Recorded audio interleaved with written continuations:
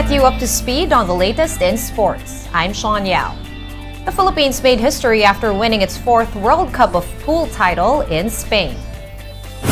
The pair of Johan Chua and James Aranas defeated the Bets from Germany 11-7 for the championship. The Pinoys were well ahead 9 racks to 2, but the Germans did not give in just yet. In the end, the Philippines' disadvantage was too much to overcome. The 4 titles in the World Cup is the most Team Philippines has bagged in the tournament's history. This is also the first time that the Philippines won since 2013. And speaking of world-class winners, EJ Obiena has qualified for the Olympics in Paris next year. That is after a second-place finish over at the Diamond League in Stockholm, Sweden this weekend. Obiena cleared 5.82 meters, the minimum requirement to qualify for the Summer Games.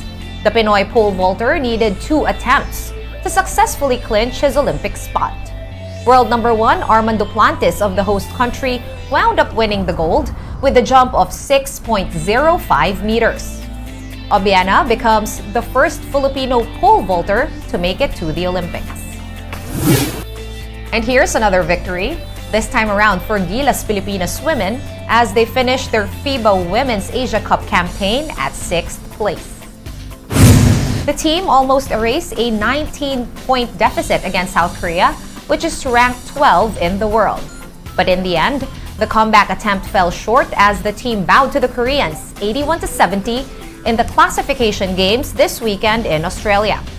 This is the highest finish of the team since getting promoted to Division A of FIBA Asia in 2015.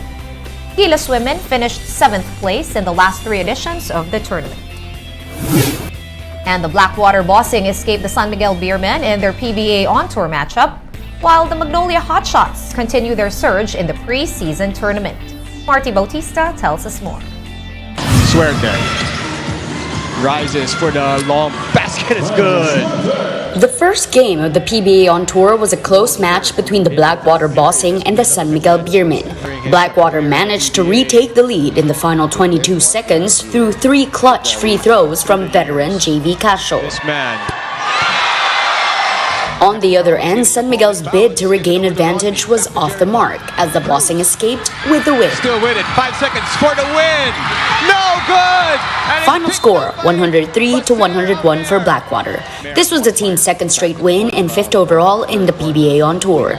Troy Rosario led the Bossing with 19 points and 5 rebounds. It's all about maturing under pressure. So kailangan namin yung mga games again. Of course, we want to win na convincingly. Pero I think close games will build our character. We'll be able to learn how to handle situations under pressure. So we need games like this. Kicks it out to Paul. Lets it fly.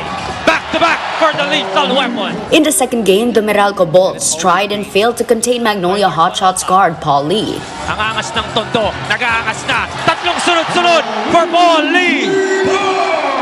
Lee scored 28 points in 19 minutes off the bench as Magnolia zoomed to a 121-101 win. Aside from Lee, 5 other hotshots scored in double digits. Yung sabi ko sa kanila, it's not about the other teams. It's all about our organization. So now, we're trying to build the chemistry. Wala kaming masasabi doon sa other teams. Discounting nila yun. But kami, gusto namin i-build yung team namin dito. PBA on tour action resumes on Wednesday at the UST Gym in Manila. First to face off for the Northport Batang Pier and NLEX Road Warriors at 5 p.m., followed by the Barangay Ginebra Gin Kings and Meralco at 7:30 p.m. Catch the games live here on One Sports and PBA Rush. For News 5, Marty Bautista. We are One News. We're taking a timeout. The game on One News Now will return after this. Stay tuned.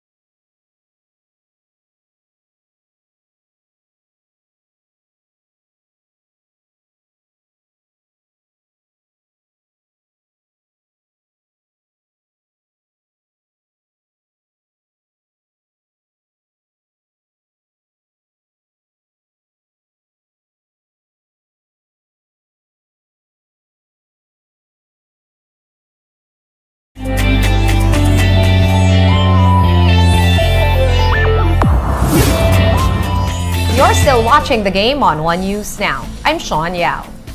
Gilas men repeated the under-20 team of Ukraine in their second tune-up game this Sunday. A pivotal third-quarter run made the difference as Gilas rallied to control the game for good. Justin Brownlee spearheaded the team with 21 points. Gilas Pilipinas had beaten the same Ukrainian squad on Saturday. The team is currently in Lithuania for the second leg of their European training camp. This is part of the national team's preparation for the upcoming FIBA World Cup in August. Meanwhile, naturalized big man Ange Kouame has arrived in Lithuania to join the team for training.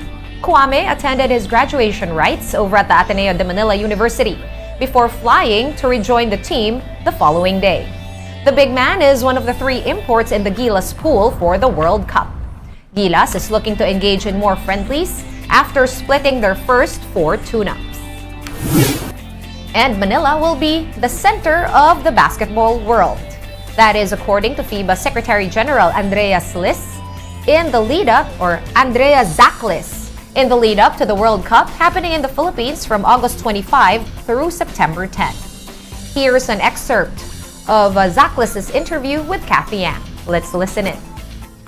Talk to us about the challenges of holding the FIBA World Cup in 3 countries. I mean, that's a huge challenge logistically, just to be exact. I mean, what sort of considerations have you made and the workarounds just in case? We're now planning to do 1 or even 2 steps further with Philippines, Japan, and Indonesia. Coming out of that World Cup with 8 cities in China, we saw what were the limits of our operational capacity, this new structure that we operated for this new World Cup, We saw it also at the draw, and we will see it also in the World Cup itself, where FIBA will bring staff from all 5 regions, from all 8 offices globally, in order to service the players and the fans. And let's not forget that in Manila we'll also have our World Congress, with more than 160 countries being represented and participating. So believe me, Manila will be the center of the basketball world at the end of August and beginning of September, together with Jakarta and Indonesia. And that's something that we look forward to. I mean, we have the most passionate fans, I must say, in the region, if not in the world, outside of the U.S.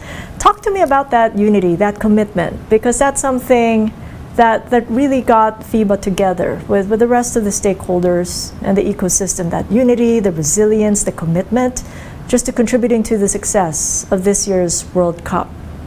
What was it that created this unity as you now bring the national teams back to the fans? But the passion, I think, is combined now with a great deal of responsibility. And this responsibility comes when you look at the numbers, when you see we're the second most popular sport in the world. When you see we have, based on the data we collected after the last World Cup in almost 20 of the biggest markets in the world, we have younger fans than any other sport. Responsibility, we have a professional league in the US, the NBA, that is an example for professional leagues. The growth that we saw, approximately 30% in our broadcast numbers, the growth that we saw in our social media channels. What we're doing is a sport, a team sport that unites, that brings the countries together. And in this celebration of sport, everyone can see themselves understanding other cultures and becoming better themselves through an exciting on-court or on-TV experience. Catch a full interview on Thought Leaders with Kathy Yang tomorrow, Tuesday, July 4th at 9:30 in the evening, only here on One News. Let's move on over now to the NBA, where superstar Damian Lillard has requested a trade out of the Portland Trail Blazers after more than a decade with the team. This was confirmed by Blazers management itself.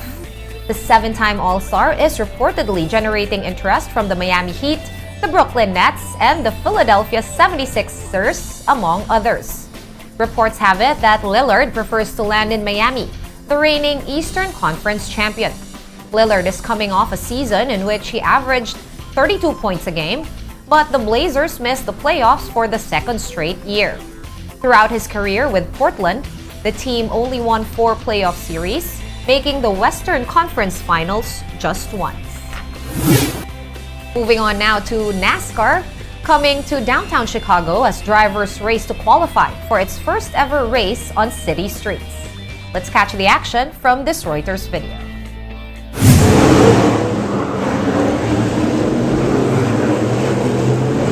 I think this is great for our sport, and it's fun to just be in a hotel up the street and just be able to come down and go race and feel like I can go out there and make laps around the streets. It's really cool views. Going into turn 7 is pretty neat. All the view of the city there.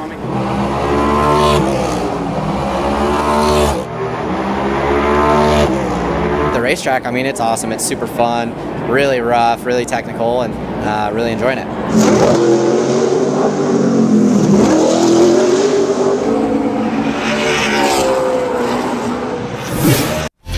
We have breaking news at this hour. The tourism department will be terminating the services of partner ad agency DDB Philippines. This is on the back of the agency's acknowledgement that it used stock and foreign footage in the audio-visual presentation of Love the Philippines. We will bring you more details on the story later on. Stay tuned to One News for the details. Get your fill of the latest in sports at onesports.ph. Meantime, the Newsday continues later at 4:30 p.m. I'll see you then. I'm Sean Yao. We are One News.